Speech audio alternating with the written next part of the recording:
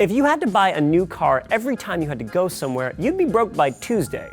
So why not apply the same logic to space travel? 90s kids will remember the space shuttle launches that ferried astronauts and cargo to space and back. But even the reusable shuttle was expensive, and so the program ended in 2011. According to the founder of SpaceX, Elon Musk, the shuttle was too complex, and money could be saved if the rocket was simplified. Simplifying a rocket, how hard can it be? Well, after a few crash landings and explosions, SpaceX seems to have the self-landing reusable rocket thing figured out. So, did it actually make space travel cheaper? Space shuttle missions cost about $450 million per launch, and while that sounds like a lot more than SpaceX's price of $133 million, you have to remember the space shuttle was a beast of a craft, capable of carrying 50,000 pounds of cargo and 7 crew members. Broken down by the pound, shuttle flights cost about $10,000, whereas a SpaceX Dragon stuffed to the gills cost $9,100 for every pound of cargo.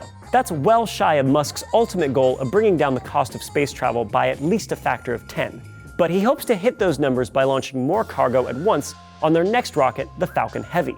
For now, SpaceX has started launching reused Falcon 9 rockets and says the cost of refurbishing one is less than half of building one from scratch. They still have to recoup their investment, but eventually, Musk says prices will drop. The thing is, SpaceX is competing for government contracts with another company called United Launch Alliance, or ULA, a joint venture of Lockheed Martin and Boeing. Based on the US Air Force's 2018 budget estimate, it looks like ULA will charge $422 million per launch in 2020.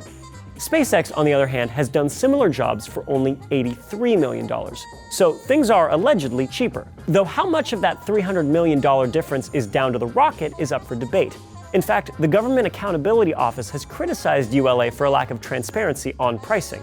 While some would argue ULA charges that much because they're up against the margin and can't cut costs, Musk thinks they charge that much because they can. They used to have no competition, their launch record is outstanding, and the satellites they're launching cost billions, so what's a few $100 million between friends? While the Department of Defense can accept the higher launch costs because their budget is bigger than God's, NASA is, by comparison, a poor pauper that has to make a lump of coal last the winter.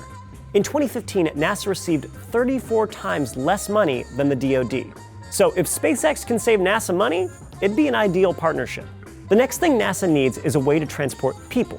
SpaceX's unfinished Dragon 2 spacecraft is designed to carry people at a price of $58 million per seat. Pretty good considering the only other ride to the ISS is aboard a Russian Soyuz, and since the shuttle's retirement, they've been hiking up the prices. They're planning on charging $81 million a seat next year.